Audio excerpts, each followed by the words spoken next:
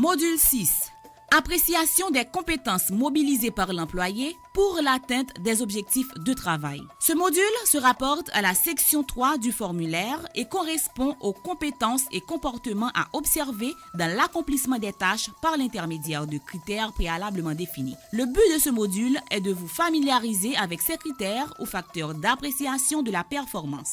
Deux types de compétences ont été identifiés: les compétences fondamentales ou compétences de base et les compétences de supervision. À quoi cela correspond-il? Les compétences mettent en évidence les comportements que chaque fonctionnaire doit adopter afin de réussir au sein de l'institution d'État. Ce sont les normes de performance et elles traduisent la culture organisationnelle de la fonction publique. Tous les employés doivent réaliser une auto-évaluation des compétences fondamentales. Pour les supérieurs hiérarchiques immédiats, outre les compétences fondamentales, ils doivent faire leur auto-évaluation des compétences de supervision et le supérieur attribue la note finale. Au ministère de la Santé publique et de la Population, 10 critères ont été retenus pour les compétences fondamentales et 3 pour les compétences de supervision. Quels sont ces critères ou facteurs d'appréciation des compétences? Voyons de prime abord les compétences fondamentales. 1. La qualité de travail. C'est le volume du travail accompli dans le temps requis.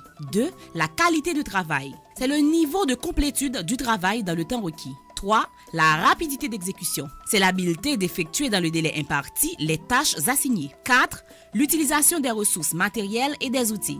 Intégrer avec efficience et efficacité les ressources matérielles et les outils dans la quête des résultats escomptés. 5. L'initiative. C'est la mise en œuvre des stratégies novatrices dans les limites de son espace de supervision. 6. L'application au travail. C'est la disponibilité et l'attention consentie à l'accomplissement des tâches, de la persévérance de toujours mieux faire. 7.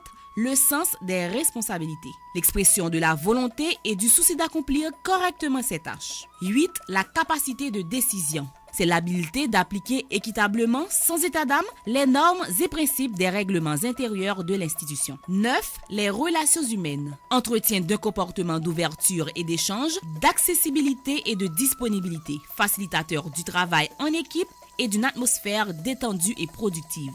10. La communication efficace.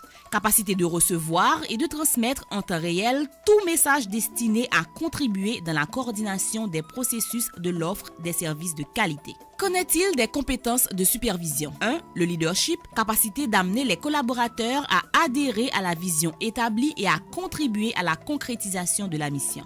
2. La gestion des personnes, application d'un artifice de mesure visant à coacher, valoriser, motiver les ressources humaines. 3. La résolution de problèmes et prise de décision, habileté de cerner les éléments distorsionnaires des processus managériaux, de concevoir et d'appliquer des révisions adéquates dans un délai approprié. Au total, apprécier les conditions de réalisation des objectifs de travail, c'est passer en revue les 10 critères des compétences de base quand on est un supervisé et en plus les 3 critères de compétences de supervision quand on est un supérieur hiérarchique. Quand cela a été fait, il ne reste plus que la dernière section du formulaire à compléter. Le prochain module vous accompagnera dans cette tâche.